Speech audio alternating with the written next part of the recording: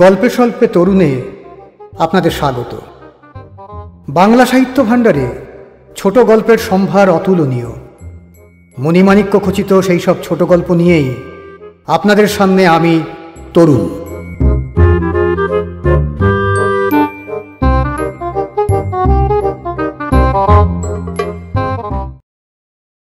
আজকের গল্প রসময়ীর রসিকতা। রচনা প্রভাত কুমার মুখোপাধ্যায়।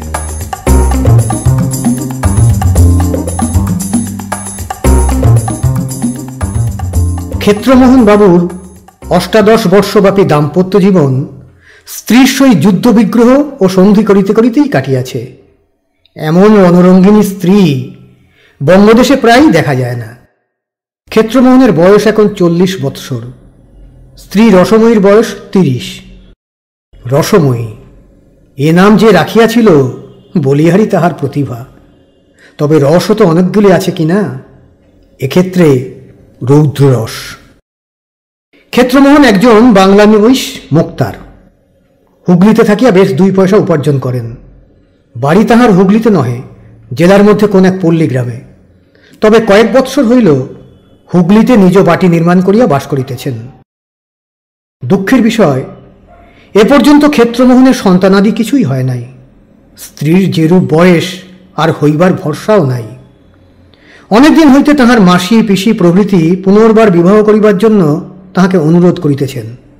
ক্ষেত্রমোহনের আন্তরিক বাসনাও তাহাই, কিন্তু রসময়ীর ভয়ে এ পর্যন্ত এ বিষয়ে কোনরূপ চেষ্টা চরিত্র করিতে সাহস করেন নাই। ইতিমধ্যে সামান্য একটা ঘটনা উপলক্ষে রসময়ী ভয়ানক বিপ্লবের সৃষ্টি করিয়া ক্ষেত্রমোহনকে ২ দিন গৃহ ছাড়া করিল। অবশেষে নিজে তাহার পিত্রালয় হালি শহরে চলিয়া গেল। ক্ষেত্রমোহন তখন সাহসে ভর করিয়া গৃহে ফিরিয়া আসিলেন এবং প্রতিজ্ঞা করিলেন রসময়ীর আর মুখদর্শন করিবেন না, অন্যত্র বিবাহ করিবেন। এ বাড়িতে রসময়ীকে আর ঢুকিতে দেবেন না, এই শেষ। হালিশহর গ্রামটি হুগলিরই অপর পারে, মধ্যে গঙ্গা প্রবাহিতা। চৌধুরীপাড়ায় রসময়ীর পিত্রালয়। অনেকদিন হইল তাহার পিতামাতার কাল হইয়াছে। এখন সে বাড়িতে রসময়ীর বিধবা দিদি বিনোদিনী এবং তাহার ২টি ছোট ভাই নবীন ও সুবোধ বাস করে। নবীন কাঁচরাপাড়ার কারখানায় কর্ম করে। সুবোধ স্কুল ছাড়িয়া এখন বাড়িতেই বসিয়া আছে, এখনো কিছু জুটে নাই। মাসাধিক কাল রসময়ী হালি শহরে বাস করিতেছে। পূর্বে পূর্বে এরূপ স্থলে ২-৪ দিন বা জোর ১ সপ্তাহ পরে দন্তে তৃণ করিয়া ক্ষেত্রমোহন আসিয়া উপস্থিত হইতেন এবং কত সত্যসাধনা করিয়া স্ত্রীকে গৃহে ফিরিয়া লইয়া যাইতেন। কিন্তু এবার সে নিয়মের ব্যতিক্রম দেখিয়া রসময়ী কিছু চিন্তিত হইয়া পড়িয়াছে। পাড়ার একজন বালক প্রত্যহ নৌকাযোগে গঙ্গা পার হইয়া হুগলি ব্রাঞ্চ স্কুলে পড়িতে যাইত। সে ছেলেটি গ্রামে প্রচার করিয়া দিল, ক্ষেত্রমোহন বাবুর বিবাহ দিন স্থির হইয়া গিয়াছে। এই কথা শুনিয়া রসময়ীর দিদি বিনোদিনী একদিন বৈকালে ছেলেটিকে বাড়িতে ডাকিয়া আনিলেন। তাহাকে সন্দেশ ও রসগোল্লা খাইতে দিয়া বলিলেন, বাবা, শুনলাম নাকি আমাদের কেত্তর আবার বিয়ে করছে, এ কথা কি সত্যি? বালক বলিল, হ্যাঁ সত্যি বই কি। আমাদের ক্লাসে সুরেশ বলে একটি ছেলে পড়ে, চুঁচড়োয় তার মামার বাড়ি, তারই মামাতো বোনের সঙ্গে বিয়ে। ঠিক জানো? জানি বই কি, সুরেশই তো আমাকে বলেছে দিন স্থির পর্যন্ত হয়ে গেছে। তার মামার নাম কি? নাম হরিশ্চন্দ্র চাটুর্যে, জজ আদালতে কর্ম করেন। আচ্ছা, তাদের বাড়িটি তুমি চেনো বাবা? হ্যাঁ চিনি বই কি, সুরেশের সঙ্গে কতবার গিয়েছি। কত বড় মেয়ে? এই আমাদের বয়সী হবে। বালকটির বয়স ১৩ বৎসর। কেমন দেখতে? তা বেশ সুন্দর। বিনোদিনী কিয়ৎক্ষণ চিন্তা করিলেন, শেষে বলিলেন, আচ্ছা, কাল একবার আমাদের ২ বোনকে সে বাড়িতে নিয়ে যেতে পারো বাবা? কেন? তাদের একবার মিনতি করে বলে করে দেখি, বিয়ে হলে আমার বোনটিরও সুখ হবে না, তার মেয়েও জলে পড়বে। কাল একবার আমাদের নিয়ে চলো। কখন? এই খাওয়া দাওয়ার পরে। আমার স্কুল কেমন হবে যে? একদিনের জন্যে মাস্টারের কাছে ছুটি নিও এখন। আমি বরং তোমায় একটা টাকা দেব, ঘুড়ি নাটা এসব কিনো। বালকটি ব্যগ্রভাবে নিজ সম্মতি জানাইল। পরদিন বেলা 11টার সময় দুই ভগিনীকে সঙ্গে লইয়া বালকটি চুঁচুড়া যাত্রা করিল। গঙ্গাপার হইয়া ঘোড়ার গাড়ি ভাড়া করিয়া মাধবীতলায় হরিশবাবুর গৃহে গিয়া উপস্থিত হইল। খিড়কি দরজার সম্মুখে গাড়ি দাঁড়াইল। রসময়ী বলিল, এই বাড়ি? হ্যাঁ। আচ্ছা, তুমি গাড়ির ভিতরে বসে থাকো, আমরা চট করে ওদের সঙ্গে দেখাটা করে আসি বলিয়া দুইজনেই অবতরণ করিয়া বাড়ির মধ্যে প্রবেশ করিল। সে বাড়ির মেয়েরা কেহ তখন স্নান করিতেছে, কেহ খাইতে বসিয়াছে, কেহ বা আহার আনতে উঠানে বসিয়া চুল শুকাইতেছে। হঠাৎ দুইজন ভদ্রঘরের অপরিচিতা স্ত্রীলোককে প্রবেশ করিতে দেখিয়া একজন সবিস্ময়ে বলিল, তোমরা কারা গা? বিনোদিনী বলিল, আমরা হালিশহর থেকে তোমাদের সঙ্গে দেখা করতে এসেছি। স্ত্রীলোকটি সন্দিগ্ধভাবে বলল, এসো, বসো। দুইজনে বারান্দায় উঠিয়া উপবেশন করিয়া বলিল, বাড়ির গিন্নি কোনটি? একজন প্রৌঢ়াকে দেখাইয়া সকলে বলিল, ইনি গিন্নি। গৃহিণী বললেন, তোমরা কি মনে করে এসেছো বাছা? বিনোদিনী বলিল, তোমাদের মেয়ের নাকি বিয়ে।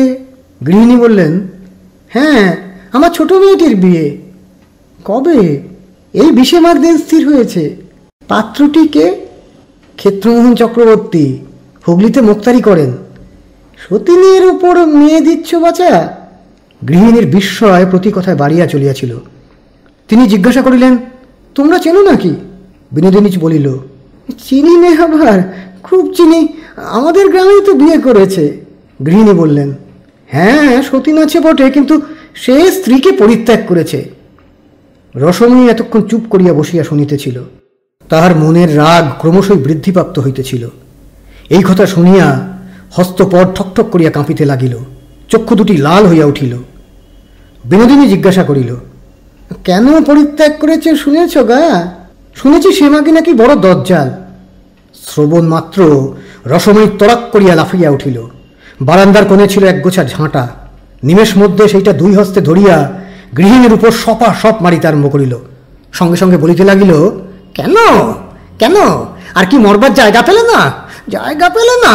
আমার স্বামী ছাড়া কি তোমার মেয়ের অন্য পাত্র জুটল না? জুটল না? এই অভাবনীয় ঘটনায় বাড়ির লোকে ক্ষণকালের জন্য হতবুদ্ধি হইয়া রহিল। তাহার পর মহা গণ্ডগোল আরম্ভ হইল। অল্প বয়স্কা বালিকারা দৌড় দিয়া ছুটিয়া কেউ খাটের নিচে, কেউ সিন্দুকের আড়ালে লুকাইল। বাড়ির ঝি বসিয়া বাসন মাজিতেছিল।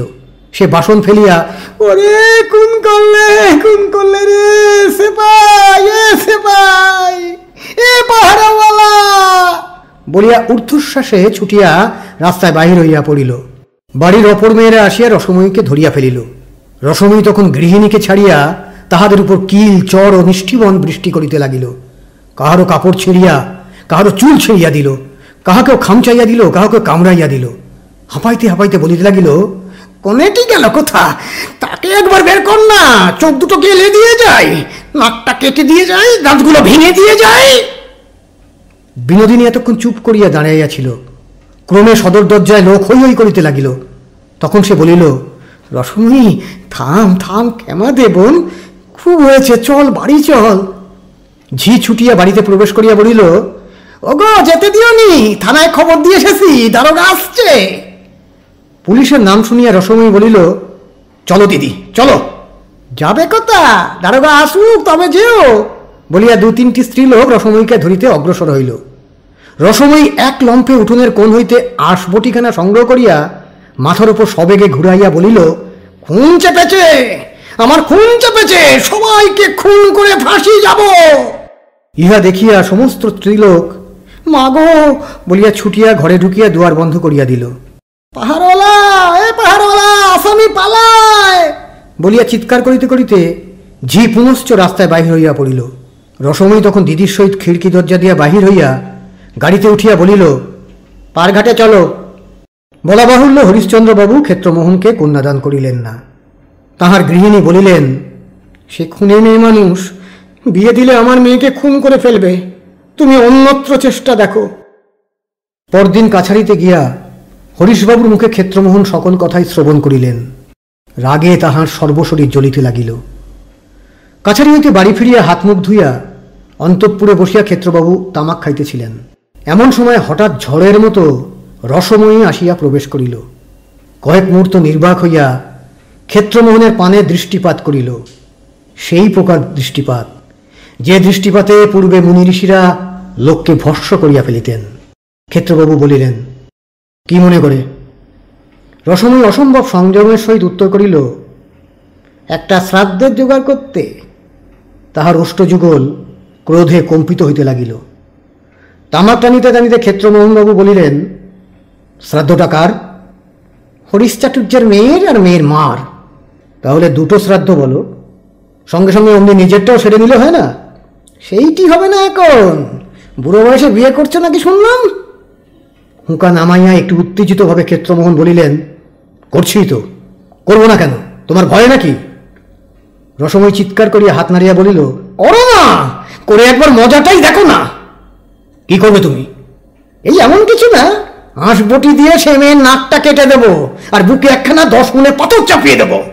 আর তোমার নাক কানটা কেউ যদি কেটে দেয়, এসো না, এসো না, কাটো না, তুমি কাটো না হয় বলিয়া রসময়ী নিজ কোমরে 2 হাত দিয়া ঝুঁকিয়া নিজের মুখ ক্ষেত্রমোহনের নিকট অতি নিকটে সরাইয়া নিল।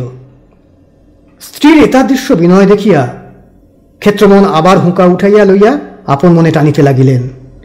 ঝুঁকিয়া থাকিয়া যখন ক্লান্তি বোধ হইল, রসময়ী তখন নিজের মুখ সরাইয়া লইয়া আবার সোজা হইয়া দাঁড়াইল।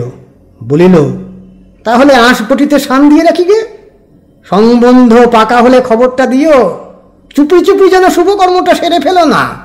ক্ষেত্রমোহন বলিলেন, তুমি না মরলে আর বিয়ে করছি নে, মরবে কবে?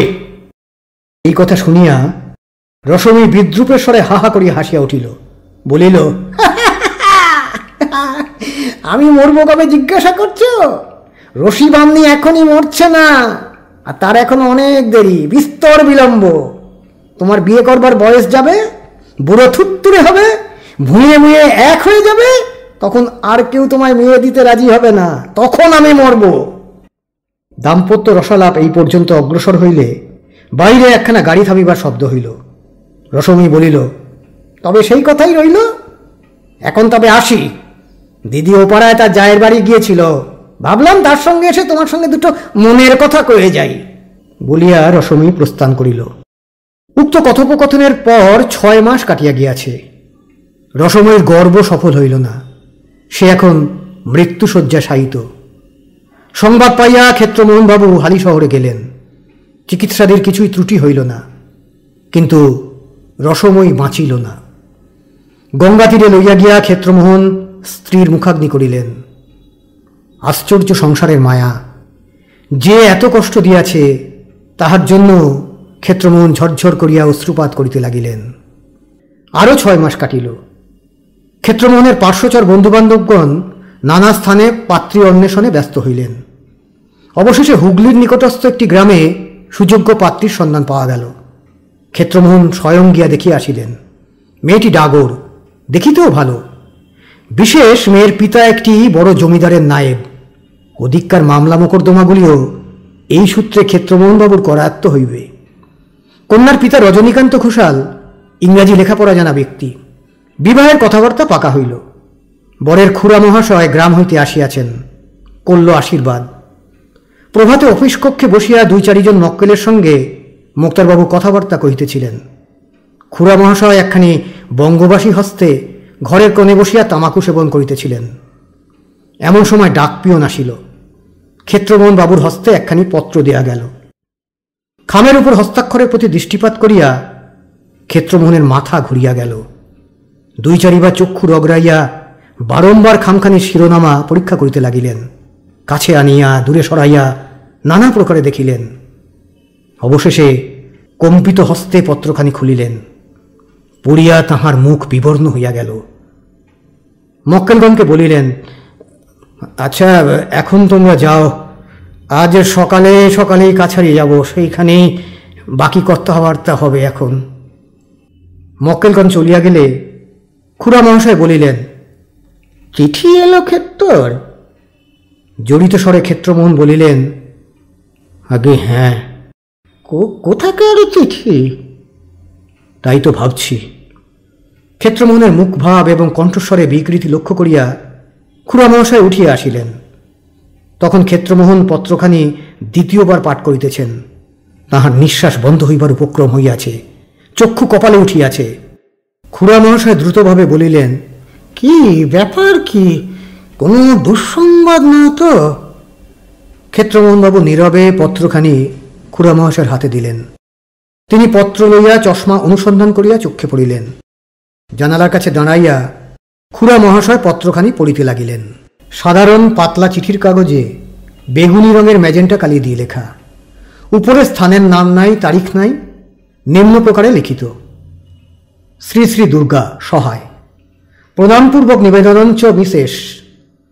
তোমার মতিশ্চন্ন ধরিয়াছে, মনে করিয়াছ রসময়ী মরিয়াছে, আপদ গিয়াছে, এইবার বিবাহ করি। আমি মরিয়াছি বটে, কিন্তু তাই বলিয়া তুমি নিষ্কৃতি পাইয়াছ তাহা মনে করিও না। বাড়ির সম্মুখে যে বড় বটগাছ আছে, তাইতে আমি আজকাল বাস করিতেছি। তুমি কি করো, কোথায় যাও, সমস্তই আমি সেখানে বসিয়া দেখিতেছি। রাত্রিরে গাছ হইতে নামিয়া মাঝে মাঝে তোমার শয়ন ঘরে যাই, তোমার খাটের চারদিকে ঘুরিয়া বেড়াই। একবার ইচ্ছে করে গলাটে টিপিয়া দিয়া তোমাকে আমারও সঙ্গী করি। আমার এখানে বড্ড একলা বোধ হয়। আমার চেহারা এখন অতিশয় খারাপ হইয়া গিয়াছে। আমার গা মাংস চামড়া আর কিছুই নাই, খালি হাড় আছে, তাও সাদা নয়। গঙ্গার তীরে আমাকে যে পোড়াইয়াছিলে, তাইতে হাড়গুলো কালো কালো হইয়া গিয়াছে। যা হোক, নিজের রূপ বর্ণনা নিজের মুখে শোভা পায় না। বিবাহ করিও না, করিলে তোমার নলাটে অশের দুর্গতি নেকা আছে, রসময়ী। পত্র পড়িয়া খুড়া মহাশয়েরও মুখ কালিমাময় হইয়া গেল। ভীতস্বরে জিজ্ঞাসা করিলেন, এই হাতের লেখা কার, চিনতে পারছ? খুব চিনি, তাঁরই হাতের লেখা। অন্য কেউ জাল করেনি তো? ভগবান জানেন।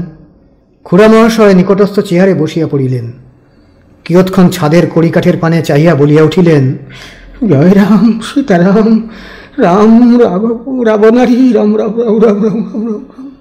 খুড়া মহাশয়কে এতদবস্থায় দেখিয়া ক্ষেত্রমোহনের আরো ভয় হইল। বলিলেন, আচ্ছা খুড়ো মহাশয়, ভূতে কখন চিঠি লেখে? খুড়া মহাশয় বলিয়া উঠিলেন, ভূত বলতে নেই, ভূত বলতে নেই, উপদেবতা বলো, জয় রাঘব রামচন্দ্র। দুজনেই নির্বাক। অবশেষে খুড়া মহাশয় বলিলেন, দেখো, কারুর বদমাশি নয় তো, এমনটাই কি হতে পারে? অনেক রকম ভৌতিক উপদ্রবের কথা শুনেছি বটে, কিন্তু এইরকমটা কখনো তো শোনা যায়নি। আচ্ছা, বৌমার হাতের লেখা আগেকার চিঠিপত্র কিছু আছে কি? লেখাটা মিলিয়ে দেখলে হয়। ক্ষেত্রমোহন বলিলেন, পুরানো চিঠি আছে বই কি, বলিয়া বাটির মধ্যে প্রবেশ করিয়া 4-5খানা বাহির করিয়া আনিলেন। খুড়া মহাশয় চশমার কাঁচ দুইখানি কোঁচার কাপড়ে ভালো করিয়া মার্জনা করিয়া লইলেন। পরে পত্রগুলি লইয়া অত্যন্ত সাবধানে হস্তাক্ষর মিলাইতে লাগিলেন।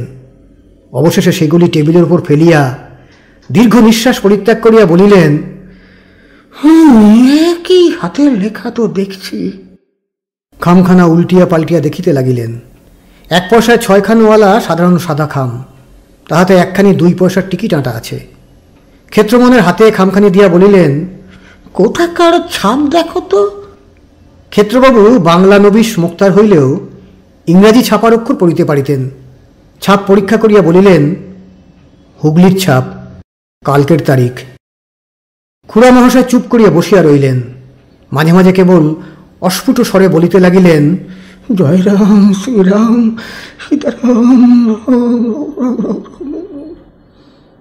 কাছারির বেলা হয় দেখিয়া মুক্তারবাবু স্নান করিয়া আহারে বসিলেন, কিন্তু কিছুই খাইতে পারিলেন না। রান্নাঘরের বারান্দায় যেখানে বসিয়া তিনি আহার করিতেছিলেন, সেখান হইতে বটগাছটার অগ্রভাগ দেখা যায়। খান আর মাঝে মাঝে সেই গাছটার পানে চাহেন। একসময় গাছের একটা ডাল খড়খড় করিয়া নড়িয়া উঠিল, কাহার যেন হাসিরও শব্দ শোনা গেল। ক্ষেত্রমোহনবাবুর আর খাওয়া হইল না, উঠিয়া পড়িলেন। মুখ প্রক্ষালন করিয়া বাহিরে আসিয়া বটগাছটার পানে কিছুক্ষণ চাহিয়া রইলেন। 2-3টা কাঠবেড়ালি ডালে ডালে পরস্পরকে তাড়া করিয়া ফিরিতেছে। গোটাকত কাক উচ্চ শাখায় বসিয়া জাতীয় সঙ্গীত গাহিতেছে। ইহা ভিন্ন আর কিছুই দেখিতে পাইলেন না। সেই দিন সন্ধ্যাবেলায় ক্ষেত্রমোহনের শয়নকক্ষে খুড়া বাইপো বসিয়া কথোপকথন করিতেছিলেন। দিবসে খুড়া মহাশয় কপাটের বাহিরে এবং ভিতরে দেওয়ালময় রাম নাম লিখিয়া দিয়াছেন। অদ্য দুইজনেই এক শয্যায় শয়ন করিবেন। বালিশের তলায় একখানি কৃত্তিবাসী রামায়ণ রক্ষিত হইবে এবং ঘরে সমস্ত রাত্রি আলো জ্বলিবে, বন্দোবস্ত হইয়া গিয়াছে। ক্ষেত্রমোহন বলিলেন, তাহলে খুড়ো মহাশয় কি করা যায়? বিবাহটা বন্ধই করে দেওয়া যাবে? খুড়া মহাশয় বলিলেন, আমি তো তার দরকার দেখছি নে। যদি কোনো উপদ্রব অত্যাচার হয়? খুড়া মহাশয় কিয়ৎকাল চিন্তা করিলেন, শেষে বলিলেন, ভয়ের কোনো কারণ দেখি নে। ওই যে বলেছে, ইচ্ছে করে তোমার গলাটা টিপে দিই। না, তা পারবে না, হাজার হোক স্বামী তো বটে। আর যে বলেছে, বিয়ে করো না, করলে তোমার অশেষ দুর্গতি হবে। অশেষ দুর্গতি হবে তার মানে এ নাও হতে পারে যে আমি তোমার অশেষ দুর্গতি করব। ওর মানে বোধহয় এই যে অধিক বয়সে বিবাহ করলে যে সমস্ত সাংসারিক অশান্তি উপস্থিত হয়, তাই তোমারও অদৃষ্টে ঘটবে। ক্ষেত্রমোহনবাবু চুপ করিয়া রহিলেন। মনে ভয়ও যথেষ্ট আছে, অথচ বিবাহ করবার লোভটিও সম্বরণ করা তাহার পক্ষে অসাধ্য। পরদিন আশীর্বাদ হইয়া গেল, কিন্তু ক্ষেত্রমোহন যে ভৌতিক পত্র পাইয়াছেন সে কথাও রাষ্ট্র হইতে বিলম্ব হইল না। নায়েব রজনীবাবুর কানে ক্রমে এ কথা পৌঁছিল। বলিয়াছি তিনি ইংরাজি জানা ব্যক্তি। শুনিয়া হা হা করিয়া হাসিয়া উঠিলেন, বলিলেন, ভূত?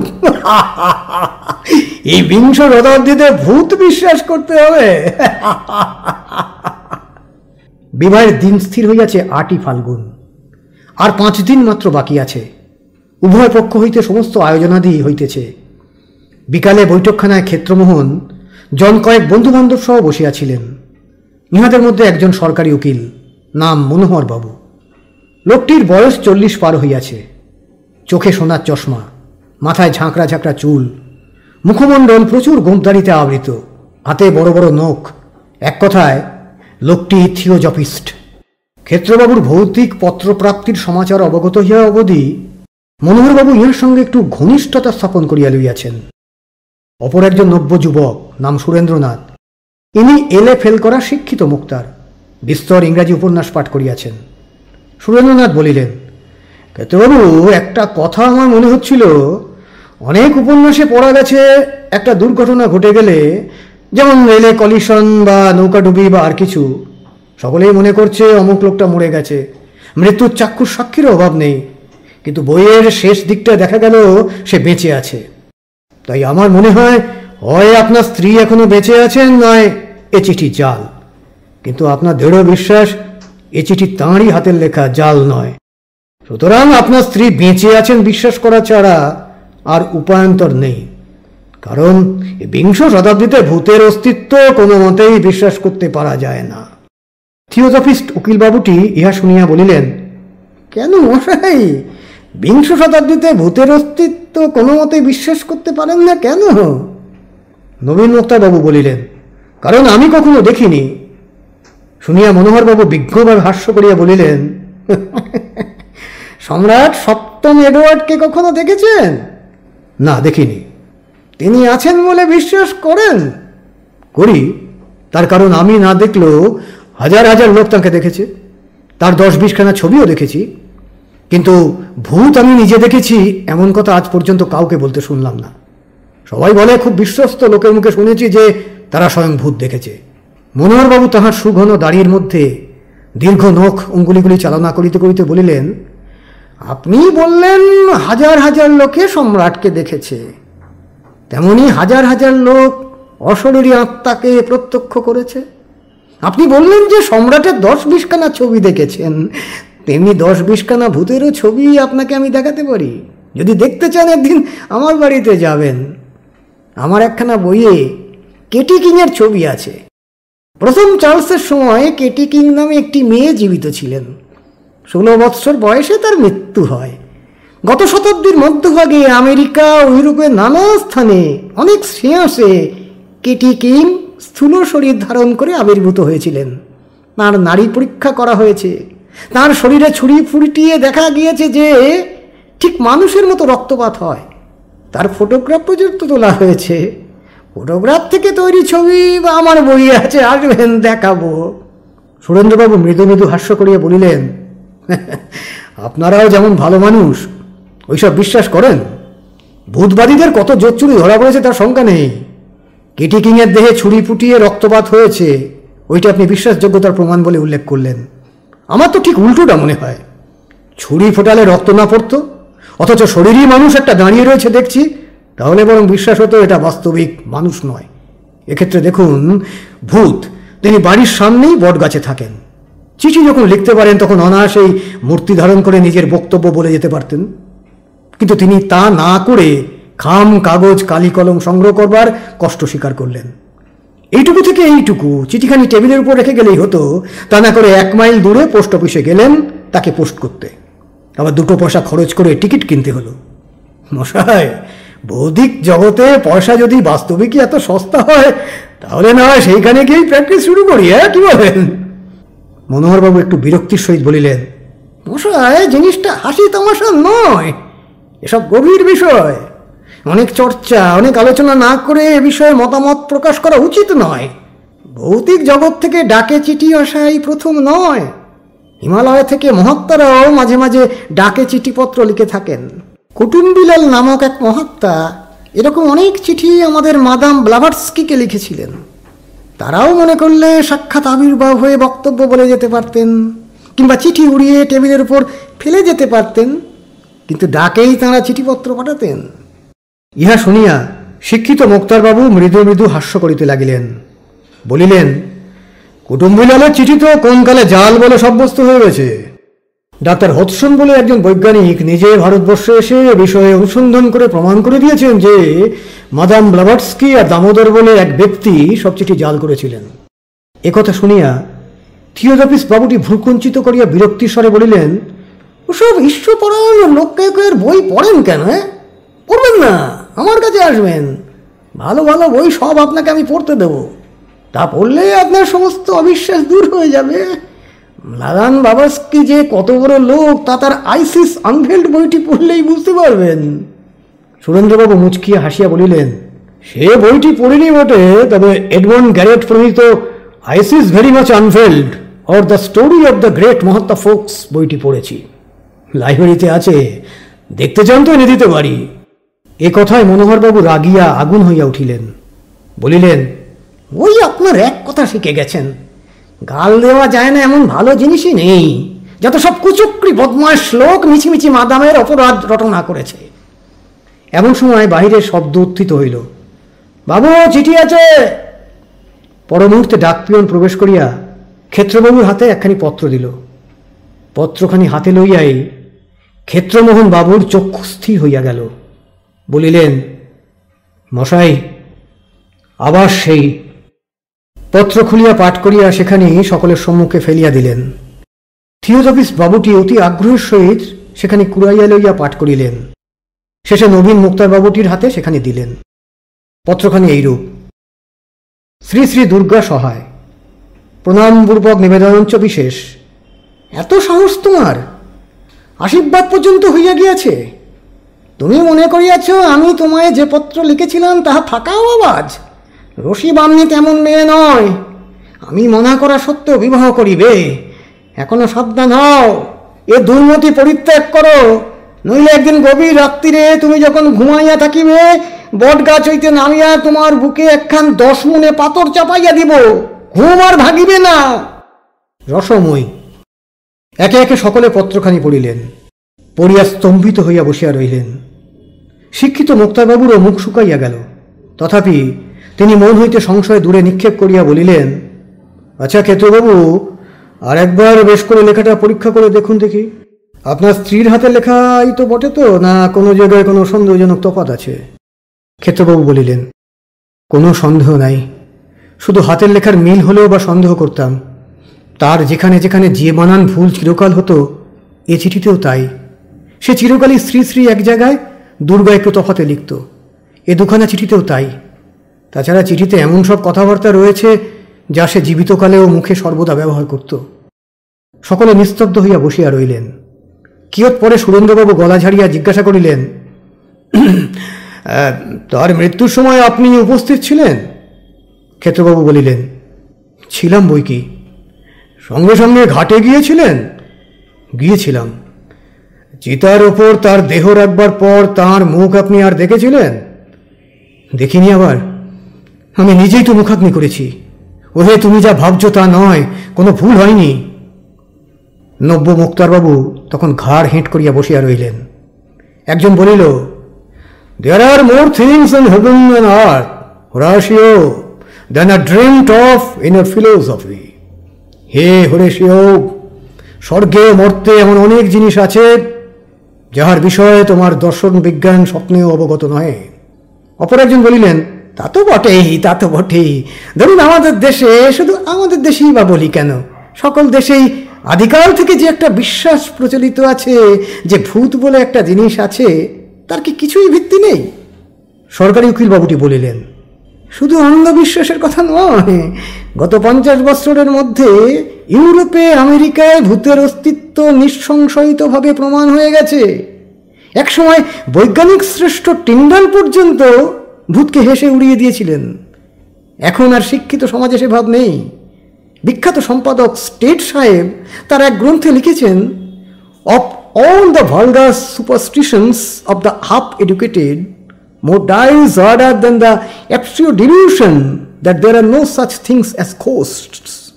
অর্ধশিক্ষিত ব্যক্তিগণের মধ্যে যতগুলি ইতর জনচিত কুসংস্কার আছে, তাহার মধ্যে ভূত নাই এই অদ্ভুত ভ্রমটি সর্বাপেক্ষা প্রবল বলিয়া বিজয়ী বীরের মতো সুরেন্দ্রবাবুর প্রতি কটাক্ষপাত করিলেন। সন্ধ্যা হইয়া গিয়াছিল। সেদিনকার মতো সভা ভঙ্গ হইল। সেই বটগাছের তলা দিয়া যাইতে সুরেন্দ্রবাবুরও গাটা যেন ছমছম করিতে লাগিল। খুড়া বংশায় কোথায় বেড়াইতে গিয়াছিলেন। সন্ধ্যার পর বাড়ি ফিরিয়া আসিয়া দ্বিতীয় পত্রের কথা শুনিয়া বলিলেন, দেখো ক্ষেত্তর, ব্যাপারটা ক্রমেই গুরুতর হয়ে দাঁড়ালো। বিবাহটা এখন না হয় বন্ধই রাখা যাক। আমার মতে বৎসর পূর্ণ হলেই গয়ায় গিয়ে একটা পিণ্ড দিয়ে এসো, উদ্ধার হয়ে যাবেন। বৎসর পূর্ণ হতে তো আর বেশি দেরি নেই, আর মাসখানেক হলেই হয়, তখন নির্বিঘ্নে শুভকর্ম শেষ করা যাবে। ক্ষেত্রবাবু বলিলেন, তা বেশ, সে ভালো কথা। কন্যার পিতাকে বলিয়া বিবাহের দিন পিছাইয়া দেওয়া হইল। নিমন্ত্রণপত্র সমস্ত প্রত্যাহৃত হইল। গয়া শ্রাদ্ধ সারিয়া আসিয়া ক্ষেত্রবাবু বিবাহ করিবেন, ইহা সকলেই জানিতে পারিল।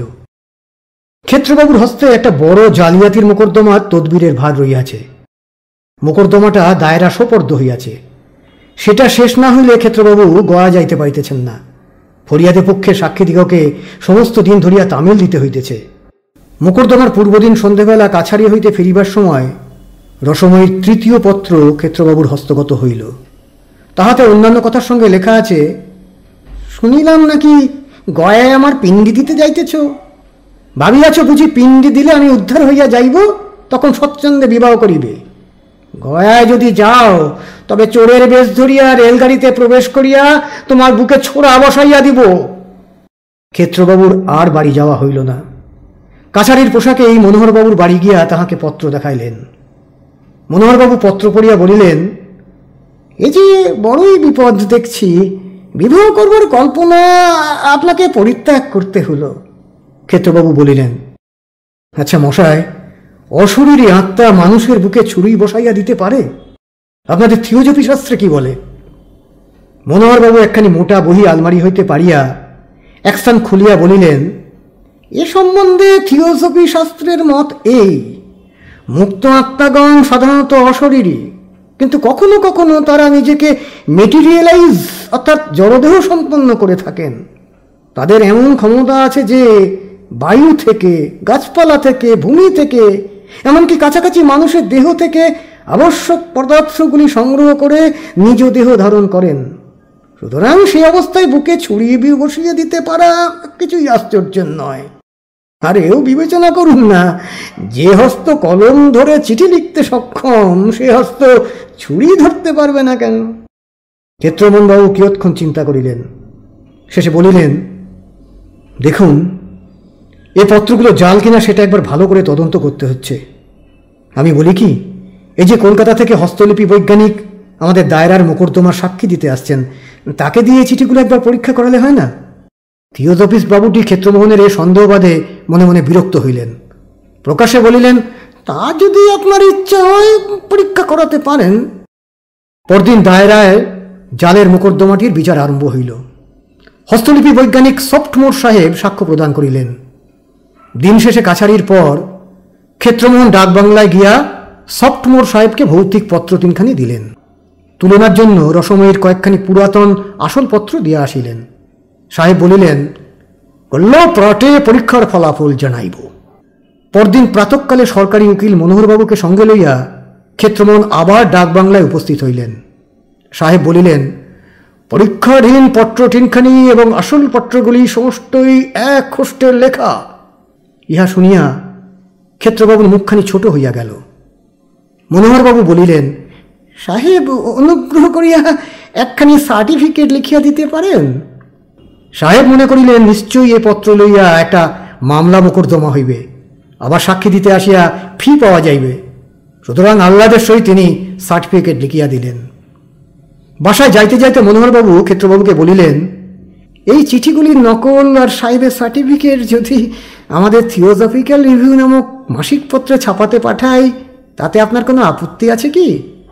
আমরা যাকে স্পিরিট রাইটিং বলি তার সুন্দর অকাট্য প্রমাণ হবে। ক্ষেত্রবাবু বলিলেন, তাতে আমার আপত্তি নেই। পরবর্তী সংখ্যা থিওজফিক্যাল রিভিউ পত্রে সার্টিফিকেট সহ চিঠিগুলি ছাপা হইয়া গেল। নানা স্থান হইতে বড় বড় থিওজফিস্টগণ ক্ষেত্রমোহনবাবুকে পত্র লিখিতে আরম্ভ করিলেন। কেহ কেহ হুগলিতে আসিয়া পত্রগুলি সচক্ষে দেখিয়া বিস্ময়ে অভিভূত হইয়া গেলেন। থিওজফিস্ট মহলে ক্ষেত্রবাবুর প্রসারের আর সীমা নাই, কিন্তু ইহাতে তিনি কিছুমাত্র সান্ত্বনা লাভ করিলেন না। পত্রগুলি জাল প্রমাণ হইলে তিনি বিবাহ করিয়া সুখী হইতে পারিতেন, ভয়ে গয়া গিয়া পিণ্ডদান করিতেও পারিলেন না। তাহার অদৃষ্টে বুঝি বিবাহ আর নাই। চৈত্র মাস আসিল, বসন্তের বাতাস বহিতেছে, দোল উপলক্ষে কাছারি বন্ধ। ক্ষেত্রমোহন বাড়িতে বসিয়া নিজ দূরদৃষ্টের বিষয় চিন্তা করিতেছিলেন। এমন সময় একজন আসিয়া সংবাদ দিল, হালি শহরে তাহার শ্বশুরবাড়িতে মহা বিপদ উপস্থিত। দোল উপলক্ষে বাজি পোড়াইতে গিয়া একটি বোন ফুটিয়া তাহার ছোট সম্বন্ধী সুবোধ বিশেষ আঘাতপ্রাপ্ত হইয়াছে, তাহাকে হুগলির হাসপাতালে আনা হইয়াছে। শুনিয়া ক্ষেত্রবাবু থাকিতে পারিলেন না, গাড়ি ভাড়া করিয়া হাসপাতাল অভিমুখে ছুটিলেন। সেখানে গিয়া দেখিলেন ছেলেটির অবস্থা সংকটাপন্ন। বিছানার নিচে মেঝের উপর বসিয়া বিধবা বিনোদিনী রোদন করিতেছেন। ক্ষেত্রমোহনকে দেখিয়া তিনি আরও রোদন করিতে লাগিলেন। সমস্ত দিন ঔষধ প্রয়োগ ও শুশ্রূষা চলিল। সন্ধ্যার দিকে ডাক্তারেরা বলিলেন, আর প্রাণের আশঙ্কা নাই। ক্ষেত্রমোহন শালিকাকে বলিলেন, ঠাকুরজি, সন্ধ্যা হল, এবার বাড়ি চলো। বিনোদিনী বলিলেন, আমি সুবোধকে ছেড়ে বাড়ি যেতে পারবো না। সমস্ত দিন অনাহারে আছো, স্নানাহার পর্যন্ত হলো না। তা না হোক, আমি যেতে পারবো না। অবস্থা বুঝিয়া হাসপাতালের ডাক্তাররা বলিলেন, আপনাকে বাড়ি যেতে হবে, এখন তো রাত্রে থাকতে পারবেন না, কাল সকালে আবার আসবেন। এখন আর কোনো ভয় নেই, বিপদ যাতা কেটে গেছে, আমরা সেবা শুশ্রূষা করবো, আপনার কোনো চিন্তা নেই, আপনি বাড়ি যান। অনেক বুঝাইতে বিনোদিনী সম্মত হইলেন। ক্ষেত্রমোহনকে বলিলেন, তুমি তবে আমায় হালি শহরে নিয়ে চলো, রাত্রে সেখানে থাকবে, কাল ভোরে আবার এখানে আমায় পৌঁছে দিতে হবে। ক্ষেত্রমোহন তাহাই করিলেন। হালি শহরে রাত্রি কাটিল। ভোরে উঠিয়া সহস্ত এক ছিলিম তামাক সাজিয়া ক্ষেত্রমোহন ধূমপান আরম্ভ করিয়াছেন। এমন সময় বাড়ির বাহিরে মহা গণ্ডগোল উপস্থিত হইল। তাড়াতাড়ি হুঁকা রাখিয়া বাহিরে গিয়া দেখিলেন লাল পাগড়িতে বাড়ি ঘেরাও করিয়া ফেলিয়াছে। অশ্বপৃষ্ঠে স্বয়ং পুলিশের সুপারিনটেন্ডেন্ট সাহেব দুয়ারে দাঁড়াইয়া, সঙ্গে কয়েকজন দারোগা ও হেড কনস্টেবলও আছে।